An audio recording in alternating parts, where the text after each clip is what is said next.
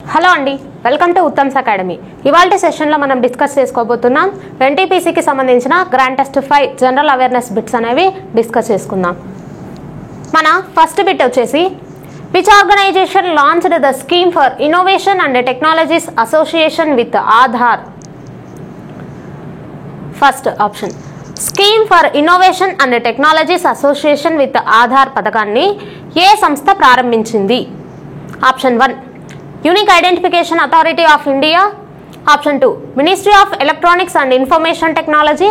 Option 3 national cyber security centre. Option 4 reserve bank of India. మనకి scheme of innovation and technologies association with Aadhaar అనే స్కీమ్ని ఎవరు launch చేశారు అంటే కనుక యుఐడిఏఐ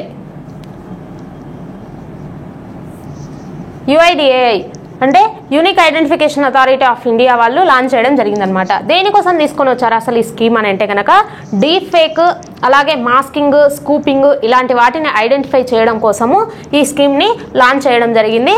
ఎవరు? Unique identification authority of India. అలాగే ఇది వేటి సహకారం తీసుకుంటుంది అని అంటే కనుక విద్యా సంస్థల సహకారము, విద్యా సంస్థల సహకారం తీసుకుంటుంది. ఏది?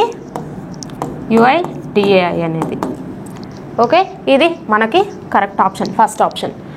Next, Taftan volcano that was recently seen in news is located in which country? ఇటీవల వార్తల్లో కనిపించిన తఫ్తాన్ అగ్నిపర్వతము ఏ దేశంలో ఉంది? ఈ తఫ్తాన్ అనే అగ్నిపర్వతం వచ్చేసి మనకి option 1 Iran, option 2 Japan, option 3 Indonesia, option 4 Iraq. ఇరాన్లో ఉందన్నమాట ఈ తఫ్తాన్ అగ్నిపర్వతం. ఇది వచ్చేసి మనకి పాకిస్తాన్, ఇరాన్కి మధ్య బార్డర్లో ఉంటుంది. ఇది ఇంతకుముందు ప్రస్తుతానికి అయితే ఇది ఇనాక్టివ్లో ఉంది, ఇనాక్టివ్ వాల్కనో. అయితే ఎందుకు ఇది న్యూస్లోకి వచ్చిందని అంటే కనుక మళ్ళీ ఇది బ్లాస్ట్ అయ్యే అవకాశం ఉంది అనేసి సైంటిస్టులు అంచనా వేస్తున్నారనమాట. 7 లక్షల సంవత్సరాల క్రితం ఇది బ్లాస్ట్ అయింది, అప్పుడు చాలా ప్రమాదం అనేది జరిగిందనమాట. సో దీంతో మనకి ప్రస్తుతానికైతే ఇది ఇనాక్టివ్ స్టేజ్లో ఉంది, కానీ బ్లాస్ట్ అయ్యే ఛాన్స్ ఉంది కాబట్టి ప్రజెంట్ న్యూస్లో ఉంది ఈ తఫ్తాన్ అనే అగ్నిపర్వతం. ఎందుకంటే దాని యొక్క లార్జ్ అనేది పెరుగుతూ ఉందన్నమాట. సో ఫస్ట్ ఆప్షన్ ఇక్కడ correct option. Next, silent valley national park is located in which state? Silent valley national park ఏ రాష్ట్రంలో ఉంది? Option 1 Tamil Nadu, option 2 Karnataka, option 3 Kerala, option 4 Maharashtra. Silent valley national park మనకి కేరళలో ఉందన్నమాట. ఎందుకు ఇది ఇప్పుడు న్యూస్లో ఉంది రీసెంట్గా అంటే కనుక 2 కొత్త స్పీసీస్ని అక్కడ కనుగొనడం జరిగింది. దాంతో మనకి Kerala silent valley national park అనేది న్యూస్లో ఉంది. మరి తమిళనాడులో ఏమేమి నేషనల్ పార్క్స్ ఉన్నాయనేసి ఒకసారి చూద్దామా? గుండి నేషనల్ పార్క్ ఉంది, Mudumalai, Gulf of Mannar,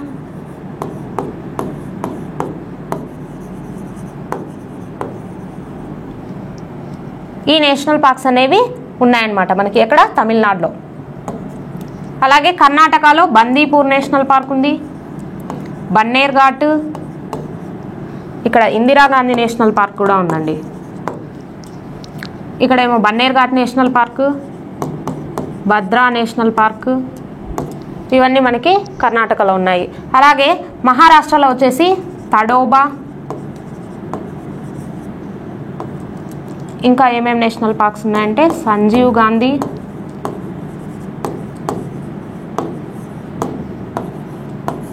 Pench national park,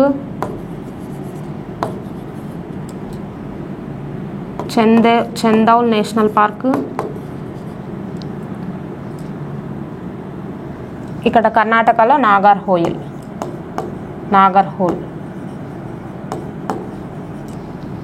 ఇవన్నీ కూడా మనకి మహారాష్ట్రలో ఉండడం జరిగింది.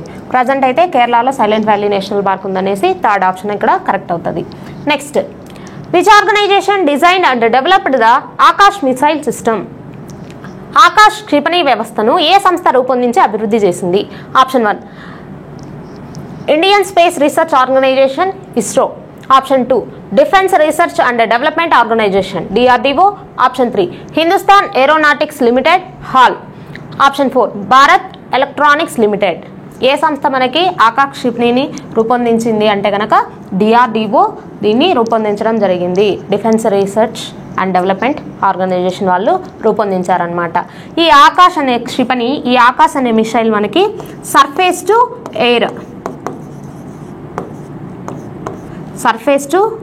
ఎయిర్ అన్నమాట, ఎయిర్ మిసైల్. ఇది మనకి ఇండిజినస్ మిసైల్ సిస్టమ్ అన్నమాట. మనమే రూపొందించుకున్నాం, స్వదేశీ పరిజ్ఞానంతో రూపొందించుకున్న మిసైల్ సిస్టము. దీనికి ఈ మధ్య రీసెంట్గా మనకి బ్రెజిల్తో ఒప్పందాలు కుదిరాయి వీటిని ఎగుమతి చేయాలా అనేసి. సెకండ్ ఆప్షన్ ఇక్కడ కరెక్ట్ అవుతుంది. నెక్స్ట్ ఎక్సర్సైజ్ సముద్ర శక్తి 2025 is conducted between India and which country?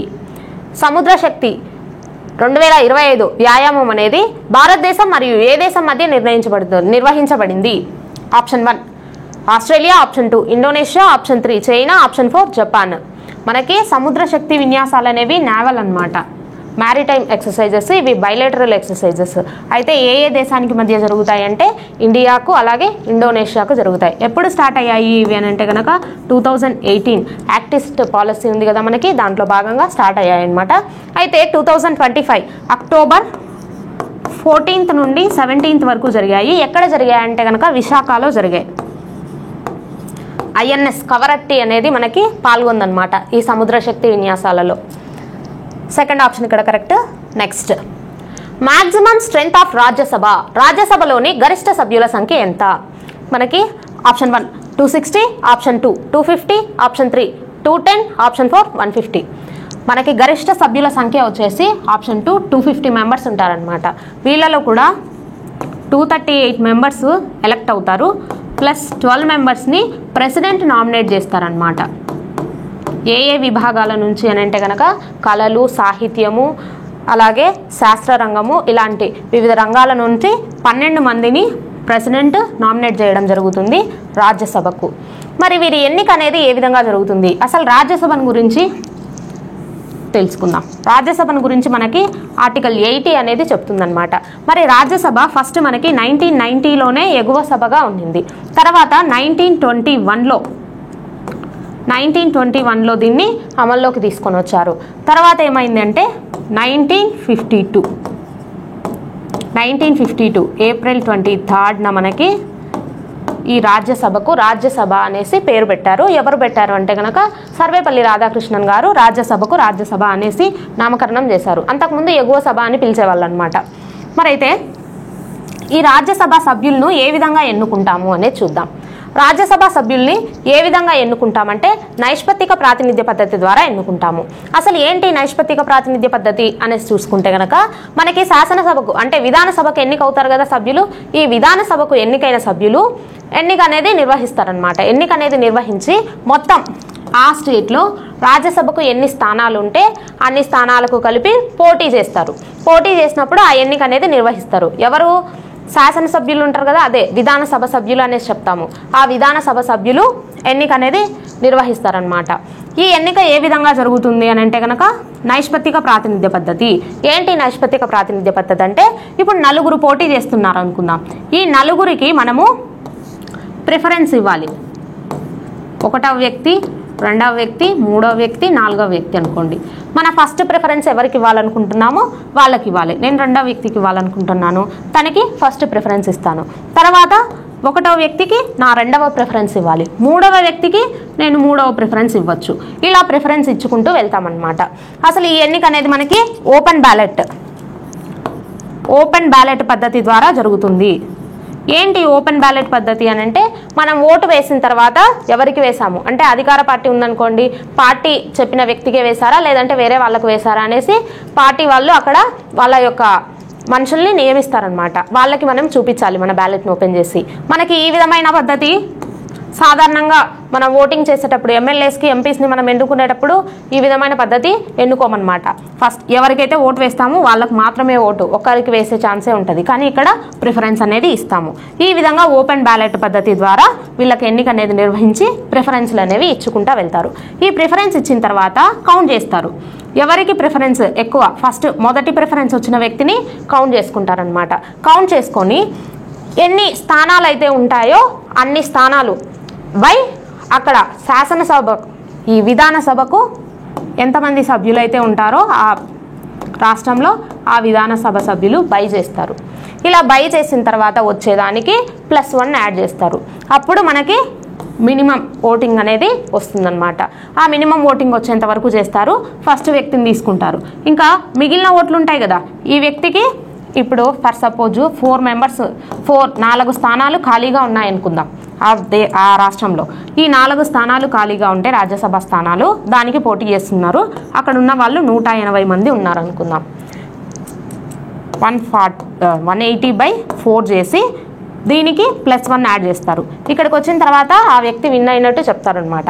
అయితే మిగిలిన ఓట్లను ఏం చేస్తారు అని అంటే కనుక రెండవ ప్రిఫరెన్స్ ఇచ్చిన వ్యక్తికి కలుపుతారనమాట. ఈ విధంగా నైష్పత్తిక ప్రాతినిధ్య పద్ధతి అనేది చెప్తాము. ఇదే పద్ధతి మనకి రాష్ట్రపతి ఎన్నికకు కూడా ఈ నైష్పత్తిక ప్రాతినిధ్య పద్ధతిని అవలంబిస్తాము. ఇది మనకి నైష్పత్తిక ప్రాతినిధ్య పద్ధతి. ఈ విధంగా ఎన్నుకుంటారనమాట. మరి అయితే రాజ్యసభకు అత్యధిక స్థానాలు కలిగిన స్టేట్ ఏది? రాజ్యసభ స్థానాలు అంటే యూపీ మనకి 31 స్థానాలు కలిగి ఉంది. ఆ తర్వాత వచ్చేసి మనకి మహారాష్ట్ర 19 స్థానాలను కలిగి ఉంది. తమిళనాడు వచ్చేసి 18 స్థానాలు కలిగి ఉందన్నమాట. మరి ఏపీకి ఎన్ని ఉన్నాయి రాజ్యసభ స్థానాలు అని అంటే కనుక 11 ఉన్నాయి. ఏపీతో పాటు గుజరాత్కి అలాగే మధ్యప్రదేశ్కి కూడా 11 స్థానాలే ఉన్నాయన్నమాట. తెలంగాణకు వచ్చేసి మనకి 7 స్థానాలు ఉన్నాయి. అదేవిధంగా అస్సాంకి పంజాబ్కి కూడా ఈ 7 స్థానాలే ఉన్నాయి. ఇది మనకి రాజ్యసభకు సంబంధించి రాజ్యసభ నిర్మాణం ఏ విధంగా ఉంటుంది. 250 మెంబర్స్ ఉంటారు. 238 మెంబర్స్ ఏమో ఎలక్ట్ అవుతారు. మిగిలిన 12 మెంబర్స్నేమో రాష్ట్రపతి నామినేట్ చేస్తారనమాట. అయితే ప్రజెంట్ ఎంతమంది ఉన్నారు మనకి రాజ్యసభలో అంటే 245 మెంబర్స్ అనేవాళ్ళు ఉన్నారనమాట. ఆప్షన్ 2 అనేది ఇక్కడ correct. Next, who was the first chairman of planning commission? ప్రణాళికా సంఘం మొదటి చైర్మన్ ఎవరు? ప్రణాళికా సంఘం. ఈ ప్రణాళికా సంఘం అనేది మనకి అసలు ప్రణాళికా సంఘం అంటే ఏంటి, ప్రణాళికా సంఘం ఏం చేస్తుంది అనేది చూద్దాం. ఒక దేశంలోని వనరులు మనకి లభించే వనరులు ఎన్ని ఉన్నాయి, దేశంలో లభించే వనరులు ఎన్ని ఉన్నాయి, వాటిని అభివృద్ధికి ఏ విధంగా వాడాలి అనేసి ప్రణాళికను సిద్ధం చేస్తుంది మన ప్రణాళికా సంఘము. ఈ ప్రణాళికా సంఘం అనేది మనకి 1950లో ఏర్పడింది అనమాట. ఈ ప్రణాళికా సంఘం ఏర్పడిన తర్వాత అసలు ఏ విధంగా ఉంటుంది, ప్రణాళికా సంఘంలోని సభ్యులు, ఈ ప్రణాళికా సంఘము ఏం చేస్తుందంటే ప్రణాళికను సిద్ధం చేస్తుంది. ప్రణాళికను సిద్ధం చేసిన తర్వాత దీన్ని నేషనల్ డెవలప్మెంట్ కౌన్సిల్కి పంపిస్తుంది అనమాట. ఈ నేషనల్ డెవలప్మెంట్ కౌన్సిల్ ఏం చేస్తుందంటే ఇది పంపించిన ప్రణాళికలో ఏమైనా ముసాయిదా అంటాము, ఇది మన ప్రణాళికా సంఘం పంపించిన ప్రణాళికలో ఏమైనా మార్పులు చేర్పులు ఉంటే చేస్తుందన్నమాట. చేసిన తర్వాత చివరిగా పార్లమెంటుకు పంపిస్తుంది. ఇది కేవలం సలహా సంఘమేనండి, మనకి చట్టబద్ధమైనది కాదు, రాజ్యాంగబద్ధమైనది కాదు ప్రణాళికా సంఘం అనేది. ఈ పార్లమెంట్ ఏం చేస్తుందంటే నామమాత్రంగా జస్ట్ ఆమోదం తెలపాలి, అంతేగాని మార్పులు చేర్పులు ఏమీ చేయడానికి అవకాశం లేదనమాట. ఈ విధంగా మనకి తర్వాత పార్లమెంట్ ఆమోదించిన తర్వాత ఈ ప్రణాళికా సంఘము ప్రతిపాదించిన ప్రతిపాదనలు అమల్లోకి వస్తాయి. మరి అయితే ఈ విధంగా మనకి ప్రణాళికా సంఘం ఏర్పడింది. ప్రణాళికా సంఘంకు మొదటి చైర్మన్గా, అసలు చైర్మన్గా ఎవరు ఉంటారు ప్రణాళికా సంఘంకు అని అంటే కనుక ప్రధాని గారు ఉండడం జరుగుతుందన్నమాట. పిఎం ఉంటారు, ఎక్స్ అఫీషియో చైర్పర్సన్గా. మనకి ఫస్ట్ చైర్పర్సన్ ఎవరు అని అంటే కనుక జవహర్లాల్ నెహ్రూ, మన ఫస్ట్ పిఎం ఆయన కదా, ఆయన ఉన్నారనమాట. ఈ విధంగా చెప్తాం. మరి అయితే డిప్యూటీ చైర్పర్సన్ కూడా ఉంటారు ప్రణాళికా సంఘంలో. ఎవరెవరు ఉంటారు అసలు అని అంటే కనుక ఒక చైర్మన్ ఉంటారు, అలాగే ఒక డిప్యూటీ చైర్పర్సన్ ఉంటారు. మిగిలిన సభ్యులు ఏ విధంగా ఉంటారు అని అంటే కనుక అన్ని రాష్ట్రాల సీఎంస్ అనేది ఇందులో ఉంటారు, అలాగే క్యాబినెట్ మంత్రులందరూ కూడా ఇందులో ఉంటారనమాట. మరి ఫస్ట్ డిప్యూటీ చైర్పర్సన్గా ఎవరున్నారు? చైర్పర్సన్గా ఏమో జవహర్లాల్ నెహ్రూ గారు ఉన్నారు, గుల్జారీ లాల్ నందా గారు డిప్యూటీ చైర్పర్సన్గా ఉన్నారు. చివరి చైర్పర్సన్ ఎవరు ప్రణాళికా సంఘానికి అంటే కనుక నరేంద్ర మోదీ గారు అన్నమాట. అలాగే చివరి డిప్యూటీ చైర్పర్సన్గా ఎవరున్నారు అంటే కనుక మాంటెన్ సింగ్ అహ్లూవాలియా గారు. మాంటెంజ్ Singh Ahluwalia.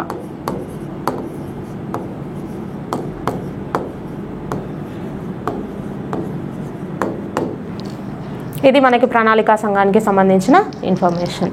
Third option correct. Next, Everest శిఖరాన్ని అధిరోహించిన మొదటి భారతీయ మహిళ ఎవరు? Who was the first Indian women to scale the Everest mount? Option 1 Bachendri Pal, option 2 Arunima Sinha, option 3 Premlata Agarwal, option 4 Malavath Purna. First option మనకు కరెక్ట్ అనమాట. బచేంద్రి పాల్ గారు మనకి ఎవరెస్ట్ని అధిరోహించిన మొట్టమొదటి భారతీయ మహిళగా నిలవడం జరిగింది.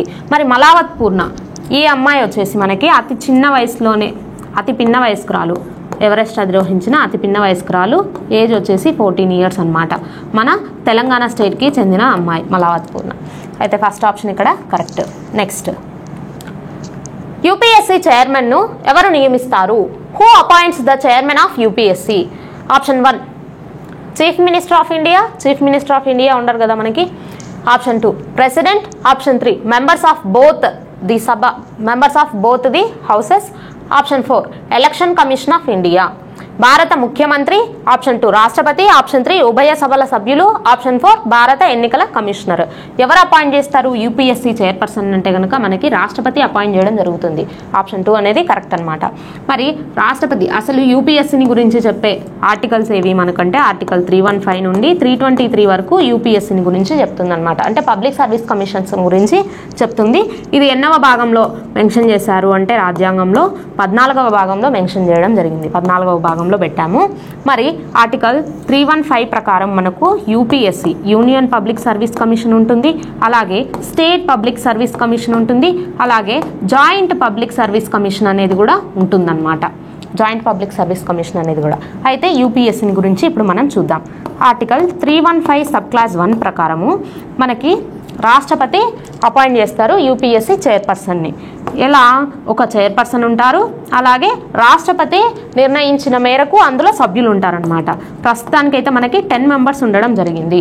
రాష్ట్రపతి ఎంతమందిని నియమించాలనుకుంటే అంతమంది సభ్యులు, రాష్ట్రపతి నిర్ణయించిన మేరకు సభ్యులు ఉంటారు. ప్రస్తుతానికి 10 members ఉన్నారు. మరైతే వీళ్ళు పదవీ కాలం ఏ విధంగా ఉంటుందంటే కనుక 65 years. వీళ్ళకి 65 సంవత్సరాలు వచ్చేంత వరకు పదవిలో ఉంటారు, లేదంటే కనుక 6 సంవత్సరాలు, ఏది ముందైతే కనుక దాన్ని తీసుకోవడం జరుగుతుందన్నమాట. 6 సంవత్సరాలు ఆలోపు 65 సంవత్సరాలు వస్తే కనుక అప్పుడే మనకి వీళ్ళను పదవి నుంచి తొలగించడం, అదే పదవీ విరమణ పొందుతారు. మరైతే వీళ్ళ పదవి యొక్క తొలగింపు అనేది ఏ విధంగా ఉంటుందని చూద్దాము. పదవీ తొలగింపు అనేది దివాలా తీయడము, అలాగే లాభదాయక పదవులలో ఉండడము, ఈ 2 కారణాల చేత అయితే కనుక రాష్ట్రపతి తొలగిస్తారు. అలా కాకుండా అక్రమాలకు అవినీతికి పాల్పడ్డారని అనుకోండి, అక్రమాలకు అవినీతికి పాల్పడినప్పుడు సుప్రీంకోర్టు న్యాయమూర్తి చేత విచారణ జరిపించి ఆ తర్వాత రాష్ట్రపతి తొలగించాలి. దివాలా తీసినప్పుడు, లాభదాయక పదవులు పొందినప్పుడు రాష్ట్రపతి సుప్రీంకోర్టు న్యాయమూర్తి చేత ఏం విచారణ జరపాల్సిన అవసరం లేదు, రాష్ట్రపతి తొలగిస్తారనమాట. ఇక్కడ మనకి చైర్పర్సన్ని ఎవరు అపాయింట్ చేస్తారు, ఎన్ని సంవత్సరాలు ఉంటారు, ఇదంతా కూడా మనకి స్టేట్మెంట్స్ వైజ్లో ఏప్రిల్లో 2025 ఏప్రిల్లో ట్రైబల్ వెల్ఫేర్ ఆఫీసర్ ఎగ్జామ్ జరిగింది. అందులో క్వశ్చన్ అనమాట ఇది. ఈ విధంగా మనకి ఒక చైర్మన్ ఉంటారు, 10 members, ప్రస్తుతానికైతే 10 members ఉన్నారు, రాష్ట్రపతి నియమిస్తారనమాట. ఇది దీనికి సంబంధించి. ప్రస్తుతానికైతే మనకి ఎవరు యూపీఎస్సీ చైర్పర్సన్గా ఉన్నారు? అజయ్ సేత్. ఎవరు? అజయ్ సేత్ గారు ఉన్నారనమాట యూపీఎస్సీ చైర్పర్సన్ ప్రస్తుతానికి. Next, which bone in the human body is the largest? మానవ శరీరంలోని అతిపెద్ద ఎముక ఏది? Humorous, famer, radius, tibia. Femur అనే ఎముక అనమాట. ఈ ఫీమర్ అనే ఎముక ఎక్కడ ఉంటుందంటే మనకి థై బోన్లో ఉంటుందన్నమాట. ఇది థైలో ఉంటుంది. Next, my mother at 66. My mother who wrote the lyrical poem my mother at 66. My mother at 66 లిరికల్ను ఎవరు రాశారు? Option 1 Kamala Das, option 2 Ashok Mithran, option 3 Robert Frost, option 4 Rabindranath Tagore. Kamala Das గారు మనకి ఈ రచన అనేది చేశారనమాట. నెక్స్ట్, కింది వారిలో భారతీయ సినిమా పితామహుడు అని ఎవరిని పిలుస్తారు? Option 1 Raj Kapoor, option 2 Prithviraj Kapoor, option 3 Dadasaheb Phalke, option 4 Satyajit ray. Who among the following is known as the father of Indian cinema?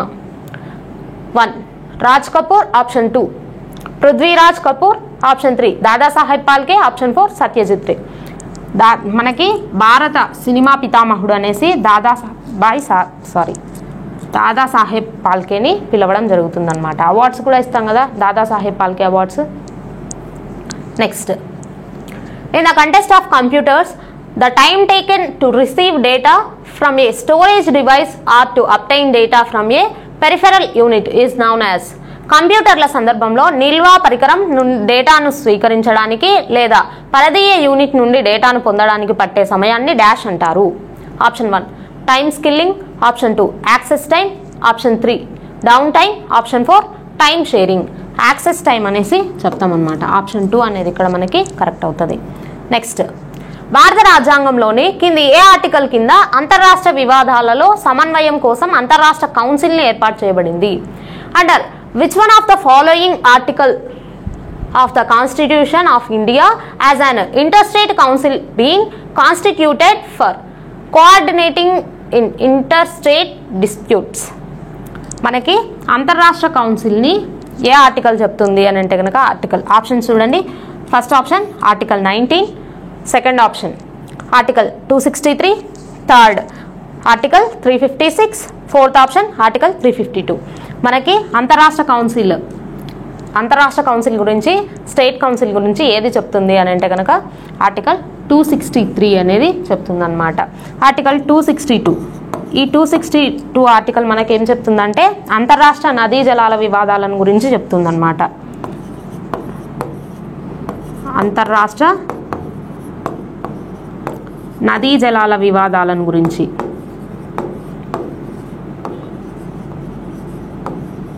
మరి ఆర్టికల్ 19 ఏం చెప్తుంది?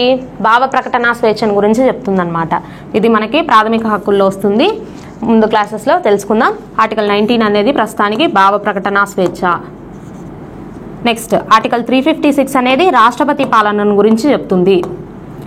అలాగే ఆర్టికల్ 352 వచ్చేసి మనకి అత్యవసర పరిస్థితిని గురించి చెప్తుంది అనమాట, అంటే నేషనల్ ఎమర్జెన్సీని గురించి చెప్తుంది.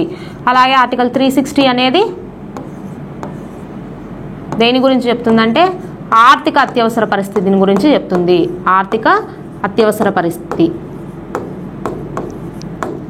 ఆప్షన్ 2 అనేది మనకి ఇక్కడ కరెక్ట్. అంతర్రాష్ట్ర కౌన్సిల్ గురించి అయితే చెప్పేది article 263. Next, Sanchi stupa is situated near city of dash. Sanchi స్తూపం డాష్ నగరానికి సమీపంలో ఉంది. Option 1 Bhopal, option 2 Gwalior, option 3 Agra, option 4 Jhansi. మనకి సాంచీ స్తూపం వచ్చేసి ఏ నగరానికి దగ్గరలో ఉందంటే కనుక భోపాల్లో ఉందన్నమాట. మరి ప్రజెంట్ ఉన్న బౌద్ధ స్తూపాలలో ఇదే అతి పెద్దది ప్రస్తుతానికి మనకైతే. మరి ఇంతకుముందు ఉన్న దాంట్లో అయితే కనుక అమరావతి స్తూపం అనేది పెద్దదన్నమాట. ఏపీలో ఉన్న అమరావతి స్తూపము అతి పెద్దగా ఉంది. ప్రజెంట్ ఇది పెద్దది కాదు, సాంచీ స్తూపమే పెద్దది. నెక్స్ట్, 1992లో బ్రెజిల్లో జరిగిన united nations concern on environmental and development ఇలా కూడా పిలుస్తారు. The united nations concern on environment and development that was held in Brazil in 1992 is known as. మనకి బ్రెజిల్లో జరిగిన సమ్మిట్ని united nations concern on environment and డెవలప్మెంట్ని ఏమని పిలుస్తారు? Option 1 SS summit, option 1 NS summit, option 2 earth summit, option 3 G20 summit, option 4 BRICS summit. Earth summit అనేసి పిలుస్తాం అనమాట. ఏమని పిలుస్తాము? ఎర్త్ సమ్మిట్ అనేసి పిలుస్తాం. UNCEDని ఎర్త్ సమ్మిట్ అనేసి కూడా పిలుస్తాం. ఇది 1992లో జరిగింది. ప్రస్తుతానికి మనకి ఇందులో 179 దేశాలు అనేవి ఇందులో భాగస్వామ్యాన్ని పొంది ఉన్నాయి. అసలు ఏంటి సమ్మిట్, ఎందుకు తీసుకొని వచ్చాము అనేసి చూస్తే కనుక మొట్టమొదటిసారిగా సస్టైనబుల్ డెవలప్మెంట్ గురించి మాట్లాడుకున్న సమ్మిట్ ఏది అంటే ఈ ఎర్త్ సమ్మిట్ అనే చెప్పాలి. ఆప్షన్ 2 కరెక్ట్ అనమాట. ఎర్త్ సమ్మిట్ ఈ SDGs గురించి చెప్పిన తొలి సమ్మిట్ అనమాట. ఏం చెప్పుకున్నారు ఈ సమ్మిట్లో అని అంటే కనుక గ్రీన్ హౌస్ గ్యాసెస్ని బాగా తగ్గించాలి, శిలాజ ఇంధనాలకు బదులు పునరుత్పాదక ఇంధనాలను వాడాలన్నమాట. అలాగే మనం వాటర్ వాడకాన్ని బాగా చూసి వాడుకోవాలి, అంటే తగ్గించి వాడుకోవాలి అనేసి చెప్పింది. వేస్టేజ్ చేయకూడదు. అలాగే ఇంకా ఏం చెప్పింది అంటే కనుక సస్టైనబుల్ డెవలప్మెంట్ అనేది సాధించాలి అనేసి మనకి ఈ సమ్మిట్లో చెప్పుకోవడం జరిగింది. ఇది ఎక్కడ జరిగిందంటే కనుక బ్రెజిల్లో రియో డి జెనీరో అనే ప్రాంతంలో. ఈ ఎర్త్ సమ్మిట్ అనేది జరిగిందనమాట. దీని తర్వాతనే మనకి ఎజెండా 21 ఇలాంటివన్నీ తీసుకొని రావడం జరిగింది. నెక్స్ట్, యుఎన్ యొక్క 8వ secretary general Ban Ki Moon ఏ దేశానికి చెందినవాడు? Ban Ki Moon the 8th secretary general of UN is from. ఈయన ఏ దేశానికి చెందినవాడు అంటే option 1 Japan, option 2 China, option 3 దక్షిణ కొరియా, ఆప్షన్ 4 ఉత్తర కొరియా. మనకి సౌత్ కొరియాకి చెందిన వ్యక్తి 8వ secretary general Ban Ki Moon. ఈయన మనకి అసలు యుఎన్ సెక్రటరీ జనరల్ ఎప్పుడు ఏర్పడింది అని అంటే కనుక 1924లో ఏర్పడడం జరిగిందనమాట, యునైటెడ్ నేషన్స్. అయితే మనకి ప్రజెంట్ ఎవరున్నారు యుఎన్ సెక్రటరీ జనరల్గా అనేసి చూసుకుంటే కనుక ఆంటోనియో గుటెరస్. ఈయన వచ్చేసి 9వ పర్సన్ అనమాట. ఈయన టెన్యూర్ మనకి 2017లో ఈయన 9వ సెక్రటరీ జనరల్గా అపాయింట్ అయ్యారు. అయితే మళ్ళీ 2వసారి కూడా ఈయన పదవిని పొడిగించడం జరిగింది. మళ్ళీ ఇప్పుడు ఈయన ఎంతవరకు ఉంటారంటే 2026 వరకు ఉంటారనమాట. ఫస్ట్ నుంచి జనరల్ సెక్రటరీస్ని చూసుకుంటే మనకి ఫస్ట్ జనరల్ సెక్రటరీ వచ్చేసి ట్రిగ్వేలింగ్ ఉన్నారు. అలాగే సెకండ్ వచ్చేసి దాగ్ హమ్మర్స్ జోల్డ్. 3వ సెక్రటరీ జనరల్ ఆఫ్ యుఎన్కి ఎవరున్నారంటే యుథాంట్ ఉన్నారు. అలాగే 4th సెక్రటరీ జనరల్ ఆఫ్ యుఎన్గా కార్ట్వాల్ హైమ్ గారు ఉన్నారు. 5th సెక్రటరీ జనరల్గా జేవియర్ కుల్లర్ ఉన్నారు. 6th సెక్రటరీ జనరల్ ఆఫ్ యుఎన్గా బోట్రోస్ షూలీ ఉన్నారు. అలాగే 7th సెక్రటరీ జనరల్గా ఎవరున్నారంటే కోఫీ అన్నన్ గారు ఉండడం జరిగింది. Next, who among the following remarked that south Africa made the Mahatma? South Africa made the Mahatma అని క్రింది వారిలో ఎవరు పేర్కొన్నారు? ఇది పేరు పొందారు కాదు, పేర్కొన్నారు. Option 1 Bipin Chandra Pal, option 2 Chandran Devasenan, option 2 Balagangadhar Tilak, option 4 Jawaharlal Nehru. Option 2 ఇక్కడ మనకి కరెక్ట్ ఆప్షన్ అనమాట. చంద్రన్ దేవసేన్ గారు పేర్కొన్నారు. ఏమని? South Africa made the Mahatma అని. అసలు ఏ సందర్భంలో ఈయన అసలు ఎందుకు ఇచ్చారు ఈ స్టేట్మెంట్ అనేసి చూసుకుంటే కనుక మనకి 1893లో గాంధీ గారు దాదా సేట్ అనే వ్యక్తిని గురించి వాదించడం కోసము సౌత్ ఆఫ్రికా వెళ్లాల్సి వచ్చిందనమాట. అప్పుడే మనకి గాంధీ గారు సౌత్ ఆఫ్రికా వెళ్ళారు. అది కూడా ఏ పర్పస్ పైన అంటే కనుక ఇండియన్ ఓటింగ్ గురించి ఈయనకి ఏదో కేసు ఉంటే ఆ కేసును వాదించడం కోసం వెళ్ళారు. అలాగే 1894లో నాటల్ ఇండియన్ కాంగ్రెస్ అనే సంస్థను కూడా అక్కడ స్థాపించారనమాట. అలాగే మనకి గాంధీజీ గారి గురించి గిర్మిటియా అనేసి సౌత్ ఆఫ్రికా పీపుల్ ఆయన్ని అప్పుడు పిలిచారనమాట. ఏ సందర్భంలో ఈ గిర్మిటియా అనేసి పిలిచారు? గిర్మిటియా అంటే కనుక సోదరుడు అనేసి అర్థం వస్తుందన్నమాట. ఏ సందర్భంగా పిలిచారని అంటే మనకి బాలస్వామి అనే ఒక కూలీ పైన, ఏం పేరు? బాలస్వామి అనే కూలీ పైన బ్రిటిష్ వాళ్ళు దాడి చేస్తారనమాట. దాన్ని ఈయన మన గాంధీ గారు అడ్డుకొని న్యాయస్థానం దగ్గరికి తీసుకెళ్తారు. న్యాయస్థానం దగ్గర తీసుకెళ్ళి అతనికి న్యాయం అనేది చేస్తారు. ఆ సందర్భంలో మనకి గిర్మిటియా అనేసి చెప్తామన్నమాట. అనే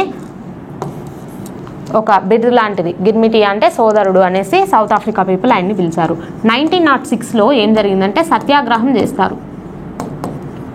ఎక్కడ? ఇదంతా సౌత్ ఆఫ్రికాలోనే జరిగిందండి. సత్యాగ్రహం చేస్తారు. ఎందుకు ఈ సత్యాగ్రహం చేశారు 1906లో అని అంటే కనుక జాతి వివక్షత అనేది అక్కడ బాగా ఎక్కువగా ఉండేదన్నమాట. ఆ జాతి వివక్షతకు వ్యతిరేకంగా సత్యాగ్రహం 1906లో గాంధీజీ గారు చేశారనమాట. అదేవిధంగా 1913లో క్రైస్తవ వివాహ రద్దు అనేది జరుగుతుంది. క్రైస్తవ వివాహం ప్రకారము పెళ్లి చేసుకోవాలి, లేదంటే కనుక ఆ పెళ్లి చెల్లదు అనేసి ఒక చట్టాన్ని తీసుకొని వచ్చింటారనమాట బ్రిటిష్ వాళ్ళు. ఆ విధంగా నష్టపోయిన వాళ్ళందరికీ మన గాంధీజీ గారు దానికి కూడా వ్యతిరేకంగా క్రైస్తవ వివాహ వ్యతిరేక బిల్లు కూడా ఈయన ఉద్యమాలు అనేవి చేపడతారు. ఈ విధంగా గాంధీజీ గారు సౌత్ ఆఫ్రికాలో ఇన్ని మంచి పనులు చేశారు కాబట్టి మనకి south Africa made the Mahatma అనే స్టేట్మెంట్ని ఎవరిచ్చారు అంటే చంద్రన్ దేవనేసన్ గారు ఇవ్వడం జరిగింది. ఆప్షన్ 2 అనేది కరెక్ట్ అవుతుంది. Next question, the gateway of India was built in the traditional dash style of to welcome the King George V and Queen Mary to India in 1911. 2011లో king George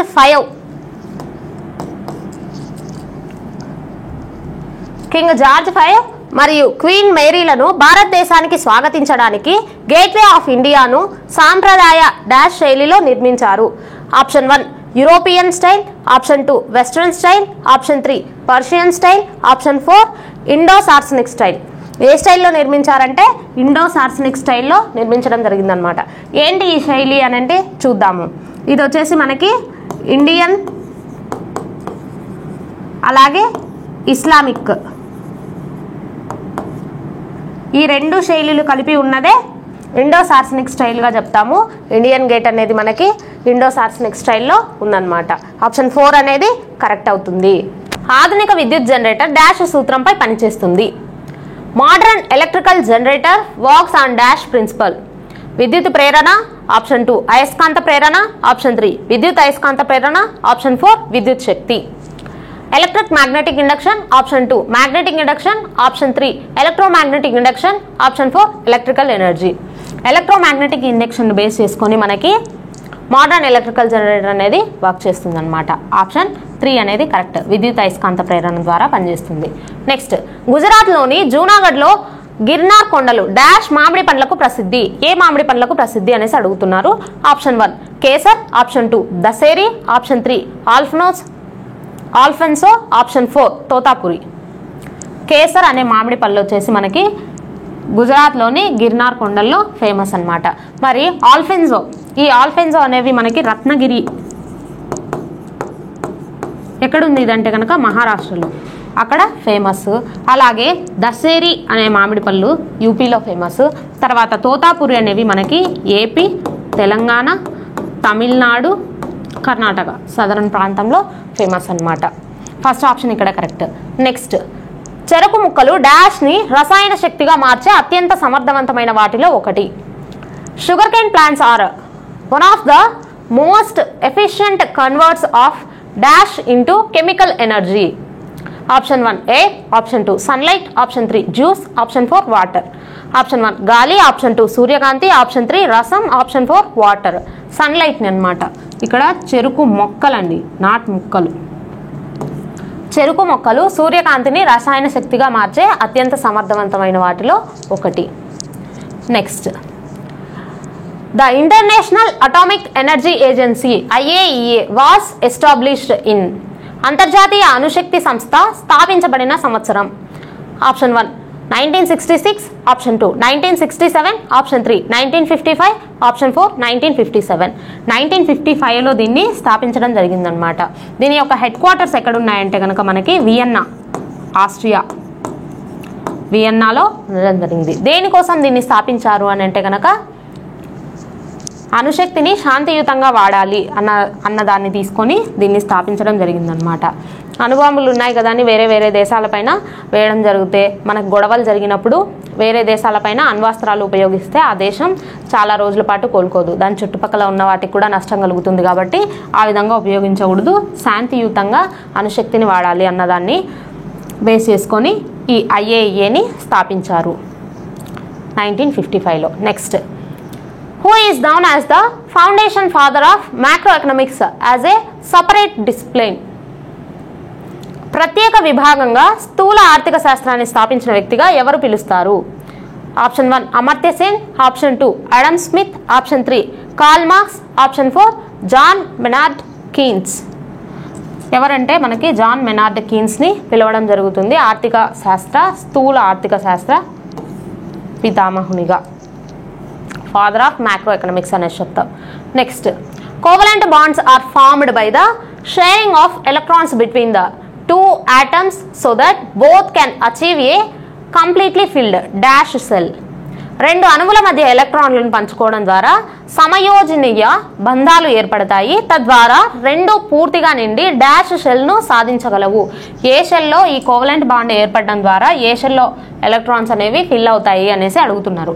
option 1 outer most shell, option 2 proper shell, option 3 innermost, option 4 center. outer most shell లో మనకి electrons అనేవి fill అవ్వడం జరుగుతుంది covalent bond ద్వారా. Next, the ability of the eye to focus on both near and distant objects by the adjusting adjusting it's focal length is called dash of the I. కంటి focal పొడవును సర్దుబాటు చేయడం ద్వారా సమీప మరియు సుదూర వస్తువులపై దృష్టి పెట్టే సామర్థ్యాన్ని కంటి యొక్క డాష్ అంటారు. Option 1 refractiveness, option 2 adjustment, option 3 accommodation, option 4 suitability. Option 3 అనేది కరెక్ట్ అన్నమాట. వక్రీభవనత, ఆప్షన్ 2 సర్దుబాటు, ఆప్షన్ 3 వసతి, ఆప్షన్ 4 అనుకూలత. వసతి అనేది కరెక్ట్. మనకి మన ఐ ఉంటుంది కదా, ఈ ఐ ఫోకల్ లెంత్ అనేది ఎలా చేస్తుంది, దగ్గరగా ఉన్న వాటిని దగ్గరగా చూడడం, దూరంగా ఉన్న వాటిని దూరంగా చూడగలిగే అబిలిటీని కలిగి ఉంటుందంట. ఆ సామర్థ్యాన్ని ఏమని పిలుస్తామంటే accommodation. Next, when was the first round table conference started?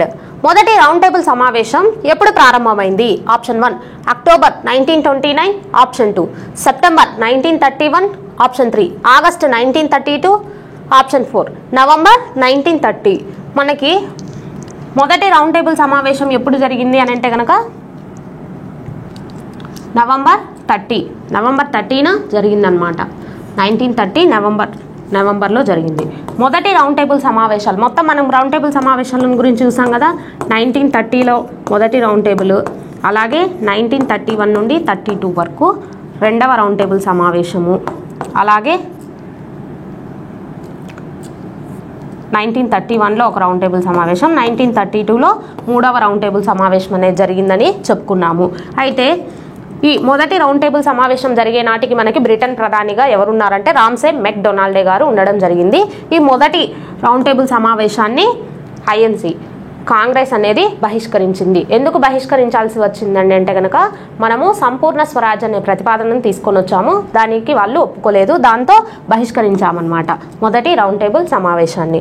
మరి రెండవ రౌండ్ టేబుల్ సమావేశము, ఈ మొదటి రౌండ్ టేబుల్ సమావేశం బహిష్కరించడంతో రామ్సే మెక్డొనాల్డ్ గారు మధ్యలోనే ఆ సమావేశాన్ని ముగించేసి అప్పటి వైస్రాయ్ అయిన ఇర్విన్ గారికి చెప్తారనమాట, ఎలాగైనా గాంధీ గారిని రెండవ రౌండ్ టేబుల్ సమావేశానికి హాజరుపరచవలసిందిగా చెప్తారు. దాంతోనే మనకి గాంధీ ఇర్విన్ ఒప్పందం అనేది జరుగుతుంది. ఇది ఎప్పుడు జరిగిందంటే 1931 ఫిబ్రవరి 5వ తేదీన జరిగిందనమాట. ఈ ఒప్పందంలో గాంధీ గారు 11 ప్రతిపాదనలు చేస్తారు. ఉప్పు పైన పన్ను తగ్గించాలి, తర్వాత భూమి శిస్తులు తగ్గించాలి, అక్రమంగా అరెస్ట్ చేసిన మా వాళ్ళను రిలీజ్ చేయాలి, మద్యం దుకాణాల వద్ద పికెటింగ్ని నిర్వహించాలి, ఇలాంటివన్నీ మొత్తం 11 ప్రతిపాదనలు చేస్తారు. ఇర్విన్ గారేమో 2 ప్రతిపాదనలు చేస్తారు. శాసనోల్లంఘన ఉద్యమాన్ని, అప్పటికి మనకి శాసనోల్లంఘన ఉద్యమం భారీగా జరుగుతూ ఉంటుంది ఇండియాలో, ఈ శాసనోల్లంఘన ఉద్యమాన్ని ఆపివేయాలి, అలాగే రెండవ రౌండ్ టేబుల్ సమావేశానికి హాజరు కావాలి అనేసి చెప్తారు. ఓకే అని ఈ ఒప్పందం అనేది కుదిరింది. అప్పుడే మనకి 1931 మార్చి 23న రాజ్గురు, సుఖ్దేవ్, అలాగే భగత్ సింగ్ వీళ్ళని ఉరి తీశారనమాట. వీళ్ళని గురించి మీరు ఎందుకు ఈ గాంధీ ఇర్విన్ ఒప్పందంలో మాట్లాడలేదు అని 1931 ఐఎన్సీ మీటింగ్ మనకు కరాచీలో జరిగింది. సర్దార్ వల్లభాయ్ పటేల్ గారి అధ్యక్షుడుగా ఉన్నారనమాట. ఈ 1931లో జరిగిన ఐఎన్సీ కరాచీలో వీళ్ళని గురించి మీరు ఎందుకు మాట్లాడలేదు అనేసి గాంధీ గారిని విమర్శించడం జరిగింది. అలాగే ఇంకా రెండవ రౌండ్ టేబుల్ సమావేశానికి గాంధీ గారు హాజరవుతారు కాంగ్రెస్ తరఫున. మరి సరోజినీ నాయుడు గారు, మదన్ మోహన్ మాలవ్య గారు వీళ్ళంతా వ్యక్తిగత హోదాలో హాజరవ్వడం జరుగుతుంది. కాంగ్రెస్ తరఫున హాజరైన ఏకైక వ్యక్తి గాంధీ గారు అనమాట. ఇందులో ఏం జరుగుతుందంటే ఈ రెండవ రౌండ్ టేబుల్ సమావేశంలో కొన్ని ప్రత్యేక నియోజకవర్గాలు కావాలి అనేసి ప్రత్యేక నియోజకవర్గాలు మాకు కావాలనేసి వివిధ వర్గాల వారు అడగడం జరుగుతుంది. దాంతో దీన్ని అంబేద్కర్ గారు కూడా హాజరవుతారనమాట. అంబేద్కర్ గారు ఒప్పుకుంటారు, గాంధీ గారు దీన్ని వ్యతిరేకిస్తారు. దాంతో మళ్ళీ సమావేశం మధ్యలోనే ముగించి తిరిగి భారతదేశానికి వచ్చి మళ్ళీ శాసనోల్లంఘన ఉద్యమాన్ని స్టార్ట్ చేస్తారనమాట. మళ్ళీ తిరిగి శాసనోల్లంఘన ఉద్యమాన్ని స్టార్ట్ చేయడంతో మనకి గాంధీ గారిని అరెస్ట్ చేస్తారు. అరెస్ట్ చేసి ఎరవాడ జైల్లో పెడతారు. ఇది గుర్తుపెట్టుకోండి. తర్వాత మనకి 1932 ఈ రెండవ ఐఎన్సీ అనేది మనకి సెప్టెంబర్లో స్టార్ట్ అయ్యి డిసెంబర్ 1వ తేదీ వరకు జరిగి ఉంటుందన్నమాట. 1932లో రామ్సే మెక్డొనాల్డ్ గారు అక్కడ వచ్చిన ప్రతిపాదనలను బేస్ చేసుకొని కమ్యూనల్ అవార్డుని రిలీజ్ చేస్తారు. 1932 ఆగస్టు 16న కమ్యూనల్ అవార్డు రిలీజ్ చేస్తారు. ఏంటి ఆ కమ్యూనల్ అవార్డులో ఏముందని అంటే కనుక దళితులకు 71 నియోజకవర్గాలు అనేవి కేటాయించడం జరుగుతుంది. దీన్ని అంబేద్కర్ గారు సమర్థిస్తారు. గాంధీ గారు వ్యతిరేకించి ఆ ఎర్రవాడ జైలు నుండే నిరాహార దీక్ష స్టార్ట్ చేస్తారు.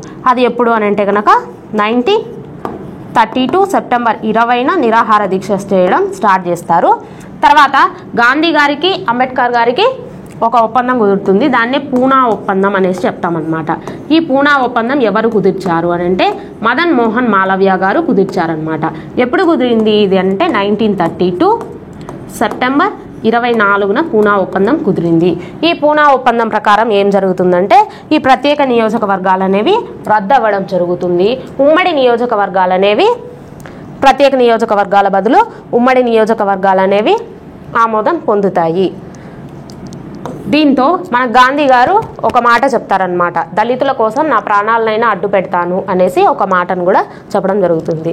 ఇక్కడ మనకి 4th ఆప్షన్ అనేది కరెక్ట్. ఇది రౌండ్ టేబుల్ సమావేశానికి సంబంధించి పూనా ఒప్పందము, ఇర్విన్ ఒప్పందము. When was the Atomic Energy Commission set up to supervise atomic energy activities in India? భారతదేశంలో అణుశక్తి కార్యకలాపాలను పర్యవేక్షించడానికి అణుశక్తి కమిషన్ ఎప్పుడు ఏర్పాటు చేయబడింది? 1948 జనవరిలో ఏర్పాటు చేశారనమాట. Option 1 August 1949, option 2 December 1950, option 4 August 1948. జనవరి 1948లో దీన్ని తీసుకురావడం జరిగింది. అణుశక్తి కమిషన్ అనేది ఏర్పడింది అనమాట. తర్వాత 1954లో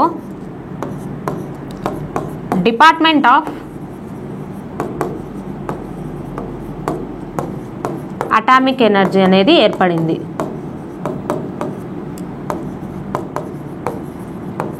అప్పటి నుండి ఈ అణుశక్తి ఇందులో భాగంగా పనిచేస్తుందన్నమాట. ఈ అణుశక్తి కమిషన్ అనేది డిపార్ట్మెంట్ ఆఫ్ అటామిక్ ఎనర్జీలో భాగంగా పనిచేస్తుంది. నెక్స్ట్, లక్నో ఏ సాంప్రదాయ ఎంబ్రాయిడరీ కళకు ప్రసిద్ధి చెందింది? Lucknow is famous for which traditional art of embroidery? Option 1 phulkari, option 2 kantha, option 3 chinkari, option 4 chikankari, option 3, option 4 patch work. Lucknow వచ్చేసి మనకి చికంకారీ ఎంబ్రాయిడరీకి ప్రసిద్ధి చెందిందనమాట. ఫుల్కారీ ఎంబ్రాయిడరీ వచ్చేసి మనకి పంజాబ్, కాంతా వచ్చేసి వెస్ట్ బెంగాల్, ప్యాచ్ వర్క్ వచ్చేసి గుజరాత్కి ఫేమస్ అయిన ఎంబ్రాయిడరీస్. నెక్స్ట్, భారతరత్న అవార్డు పొందిన మొదటి వ్యక్తి మరియు స్వతంత్ర పార్టీ 1959లో వ్యవస్థాపకుడు ఎవరు? Option 1 Rajagopalachari, option 2 KM Munshi, option 3 Jagjivan Ram, option 4 Baldev Singh. మనకి who was the first recipient of Bharat Ratna award and the founder of Swatantra party? ఎవరంటే రాజగోపాలాచారి గారు 1959లో మొట్టమొదటి భారత్ రత్న అవార్డు పొందిన వ్యక్తి. Next, A set of accountants that summarize a country's transactions with the rest of the world is known as? ఒక దేశం ప్రపంచంలోని మిగిలిన ప్రాంతాలతో చేసిన లావాదేవీలను సంగ్రహించే ఖాతాల సమితిని ఇలా పిలుస్తారు. Option 1 capital investment, option 2 balance of budget, option 3 budget, option 4 balance of payment. ఏమని పిలుస్తాము? ఇక్కడ మనకి ఈ వర్డ్స్ అన్ని ఇంతకుముందు నేర్చుకున్నాం. మూలధన పెట్టుబడి, ఇది ఎక్కడొస్తుంది మనకి? బడ్జెట్ అంటామా? బడ్జెట్ కాదు. ఈ బడ్జెట్ అనేది మనం దేశం లోపల రూపొందించుకునేది కాబట్టి దీనికి సంబంధం లేదు. నెక్స్ట్, మూలధన పెట్టుబడి. మూలధన పెట్టుబడి అనేది మనకి ఎందులో భాగంగా చెప్తాము? మొత్తం రాబడి, మొత్తం వ్యయము. బడ్జెట్ని ఈ విధంగా డివైడ్ చేసుకుంటాం కదా. మూలధన పెట్టుబడి అనేది కాదు. ఈ మూలధన పెట్టుబడి అనేది మనము మొత్తం రాబడి, మొత్తం వ్యయంలో ఎక్కడ చెప్పుకుంటామంటే అక్కడ చెప్పుకుంటాం అనమాట. సో ఇది కూడా కాదు. Next, balance of budget, budget balance అనేసి చెప్తాం. ఈ బడ్జెట్ బ్యాలెన్స్ అంటే ఇది కూడా కాదు. అసలు బడ్జెట్ బ్యాలెన్స్ అంటే ఏంటి? Balance of budget. Balance of budget అంటే కనుక మొత్తం రాబడి కన్నా మొత్తం వ్యయం ఎక్కువగా ఉంటే దాన్ని బ్యాలెన్స్ ఆఫ్ బడ్జెట్ అనేసి చెప్తామన్నమాట. చెల్లింపుల balance, balance of payment. Balance of పేమెంట్లో దీన్ని మెన్షన్ చేసుకుంటాము. అదే కదా మనం చెప్పుకున్నాము. బ్యాలెన్స్ ఆఫ్ పేమెంట్ అంటే ఏంటని చెప్పుకున్నాము, ఒక దేశం ఒక సంవత్సర కాలంలో వివిధ దేశాలతో చేసిన లావాదేవీలను ఒక చోట రాసుకుంటే దాన్నే బ్యాలెన్స్ ఆఫ్ పేమెంట్స్ అనేసి చెప్తాము. ఇటు పక్కనేమో రాబడులు రాసుకుంటాము, ఇది బ్యాలెన్స్ ఆఫ్ పేమెంట్స్ అనుకుంటే. ఇటు పక్కేమో చెల్లింపులు రాస్తాము. ఇందులో మనకి ఇలా పెట్టకూడదు దీన్ని, ఇది బ్యాలెన్స్ ఆఫ్ పేమెంట్. ఇక్కడేమో రాబడులు, ఇక్కడేమో చెల్లింపులు. మళ్ళీ ఇందులో వచ్చేసి మనకి కరెంట్ అకౌంట్ ఉంటుంది. ఈ కరెంట్ అకౌంట్లోనే ఏముంటాయి, ఇక్కడ ఎక్స్పోర్ట్స్ ఉంటాయి, ఇక్కడ ఇంపోర్ట్స్ ఉంటాయి. ఎక్స్పోర్ట్స్ చేస్తేనే కదా మనకి డబ్బులు వస్తుంది, కాబట్టి ఇది రాబడి కింద రాసాము. చెల్లింపులు అంటే ఇంపోర్ట్స్ చేసుకున్నామంటే మనం వాళ్ళకి డబ్బులు చెల్లించాలి, కాబట్టి ఇది ఇక్కడ రాసుకున్నాం అనమాట. దీన్ని కరెంట్ అకౌంట్ అని చెప్తాము. తర్వాత ఇంకా ఇక్కడ అదృశ్య ఖాతా అనేసి ఇంకొక ఖాతా ఉంటుంది. అంతవరకు మనకు అవసరం లేదులేండి. ఇక్కడ బ్యాలెన్స్ ఆఫ్ ట్రేడ్ అనేసి దీన్ని చెప్తాం. ఎక్స్పోర్ట్స్ ఇంపోర్ట్స్ మాత్రమే చెప్పుకుంటే బ్యాలెన్స్ ఆఫ్ ట్రేడ్ అని చెప్తాము. ఇది బ్యాలెన్స్ ఆఫ్ పేమెంట్స్లో భాగమే బ్యాలెన్స్ ఆఫ్ ట్రేడ్. ఇక్కడ మనకి 4th ఆప్షన్ అనేది కరెక్ట్ అవుతుందన్నమాట. నెక్స్ట్, బెంగాల్ నవాబు సిరాజ్ ఉద్దౌలా ఈ సంవత్సరంలో ప్లాసీ యుద్ధంలో ఓడిపోయారు. Siraj Uddaula the nawab of Bengal was defeated in the battle of Plassey's in the year. Option 1 1957, option 2 option 1 1757, option 2 1756, option 3 1755, option 4 1752. First option మనకి కరెక్ట్ అనమాట. 1757లో సిరాజ్ ఉద్దౌలా ప్లాసీ వార్లో ఓడిపోయారు. అసలు ప్లాసీ యుద్ధము ఎప్పుడు జరిగిందంటే 1757 జూన్ 21న జరిగిందనమాట. అసలు ఈ ప్లాసీ యుద్ధం గురించి చూసుకుందాము, సిరాజ్ ఉద్దౌలా గురించి చూసుకుందాము. మనకి బెంగాల్ నవాబుగా బెంగాల్ స్థాపకుడు అనేసి ఎవరిని చెప్తామంటే ముర్షిద్ కులీ ఖాన్.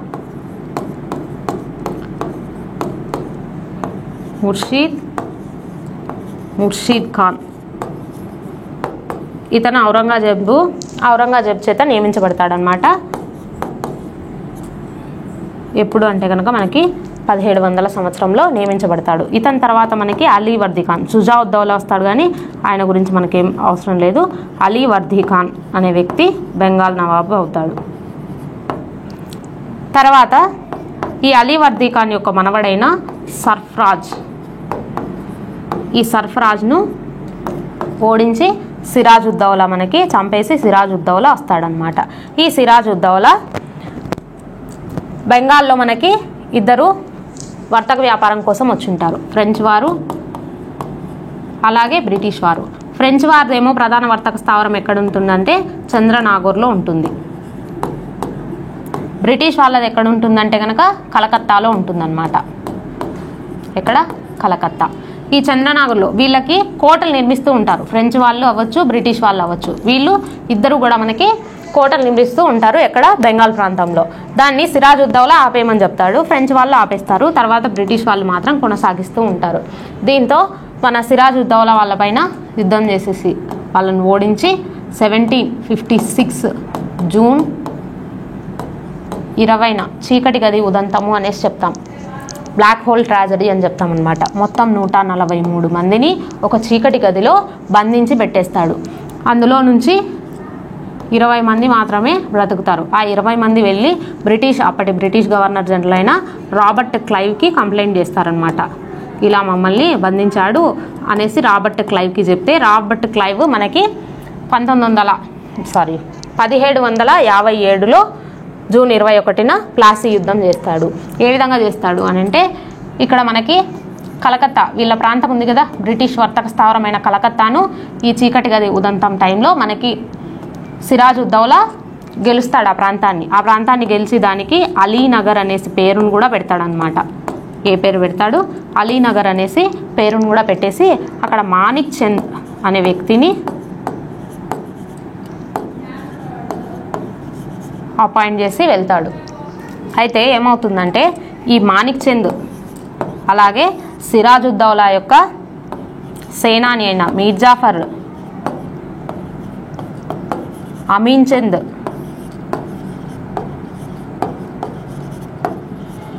ఓమి చంద్,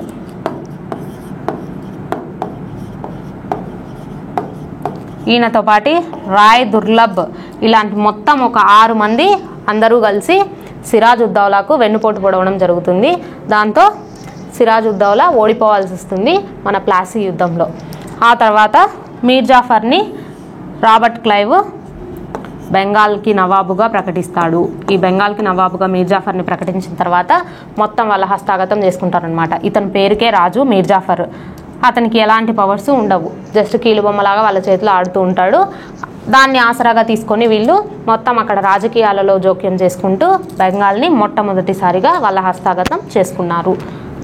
నెక్స్ట్, పురుగుల మందుల నుండి రైతుల చర్మాన్ని రక్షించడానికి ఒక సమయోజిత జెల్ను అభివృద్ధి చేసిన సంస్థ ఏది?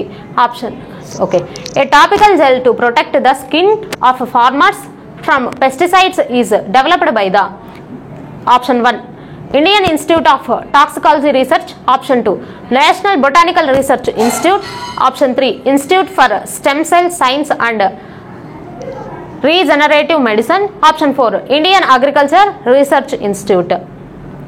ఏది మనకి పురుగుల మందు రైతుల చర్మాన్ని రక్షించడం కోసము ఒక జెల్ని, పెస్టిసైడ్ జెల్ని తయారు చేసింది అని అంటే కనుక Indian institute of toxicology and research అనేది డెవలప్ చేయడం జరిగిందనమాట. నెక్స్ట్, 1929 మహామాంద్యం ప్రారంభమైన ప్రాంతాన్ని పేర్కొనండి.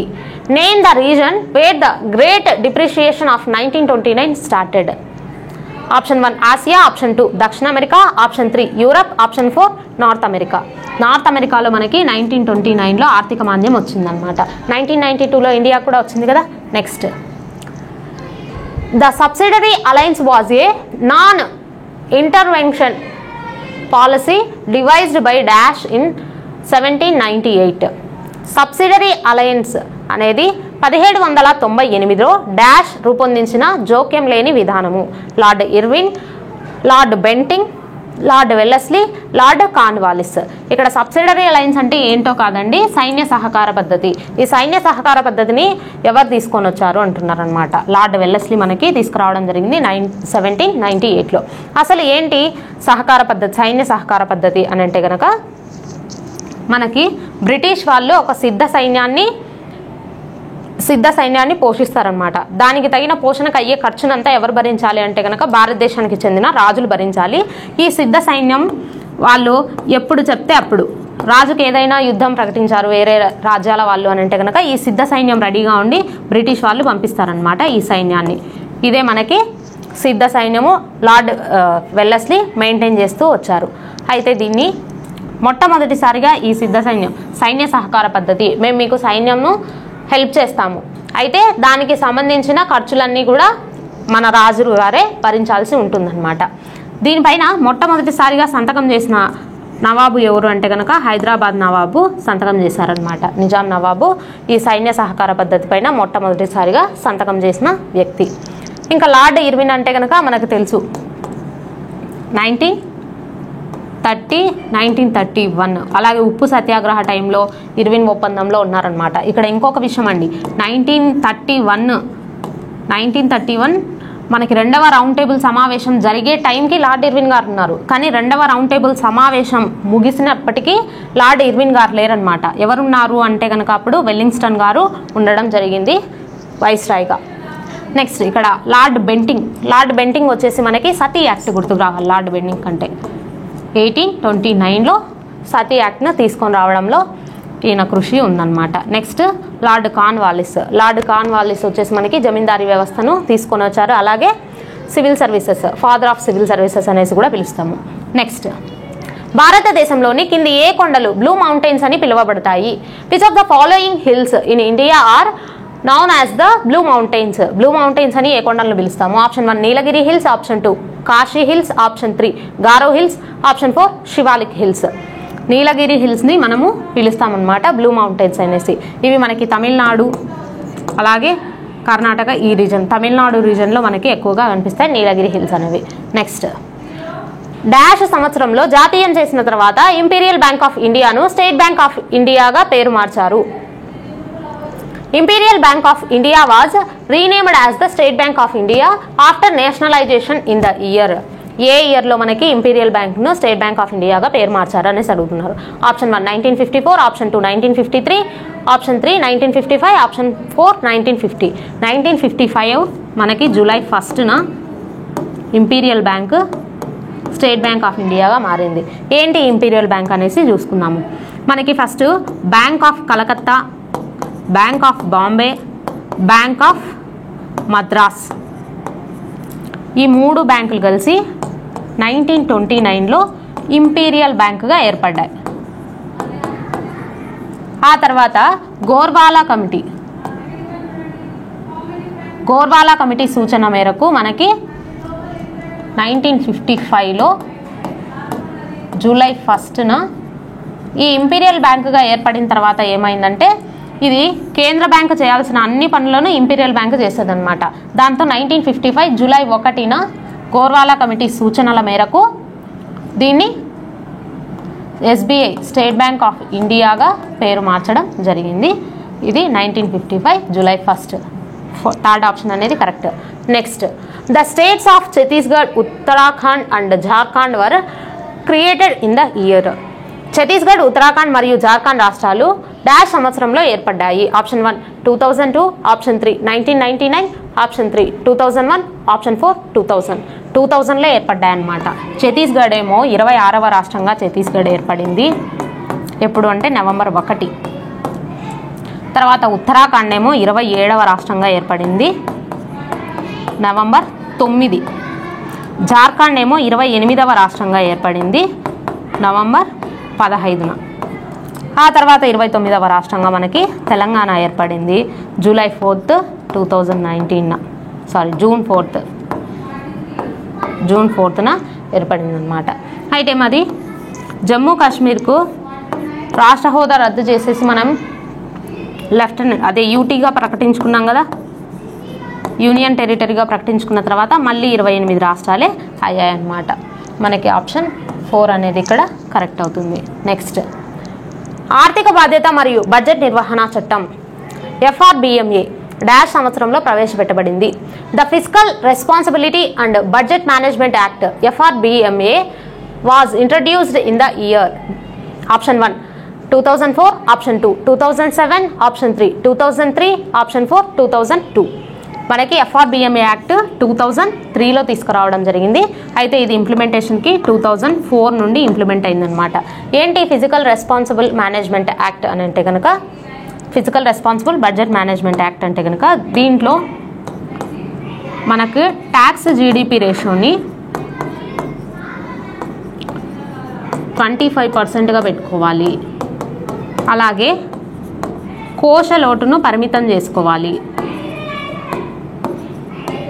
అదేవిధంగా రెవెన్యూ లోటు అనేది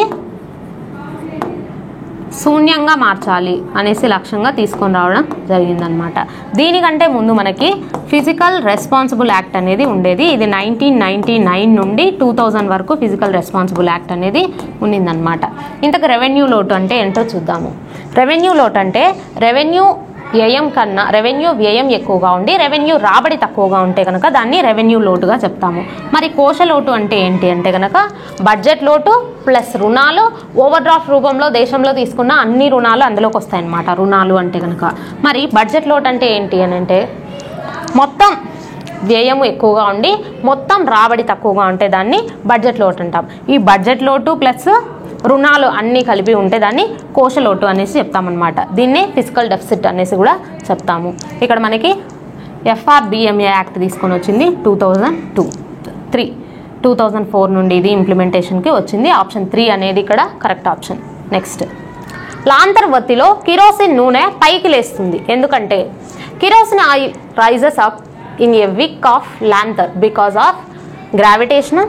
option 2 capillarity, option 3 diffusion, option 4 osmosis. Option 1 గురుత్వాకర్షణ, ఆప్షన్ 2 కేశనాళిక, ఆప్షన్ 3 వ్యాప్తి, ఆప్షన్ 4 ఆస్మోసిస్. కేశనాళిక క్యాపిలారిటీ అనేది అనమాట. వాట్ ఈస్ క్యాపిలారిటీ అంటే the liquids as ability go through the narrow space is called capillarity. Capillarity అని అంటే ఏం లేదండి, మనకి లిక్విడ్స్కి ఒక లక్షణం ఉంటుందన్నమాట. అదేంటంటే ఒక నారో స్పేస్ ద్వారా మనం ఎలాంటి ఎక్స్టర్నల్ ఫోర్స్ ఇవ్వకుండానే దానంతట అవే పాస్ అవుతుంది. దాన్నే క్యాపిలారిటీ అంటాము. దాని ద్వారానే మనకి లాంతర్ వత్తి కిరోసిన్ నూనె పైకి లేస్తూ ఉంటుందన్నమాట. లాంతర్లోని వత్తి. ఇది మనకి సెకండ్ ఆప్షన్ ఇక్కడ కరెక్ట్ అవుతుంది. ఓకే, ఇదండి ఇవాల్టి class. Thank you for watching. వసతి అనేసి పిలుస్తాము.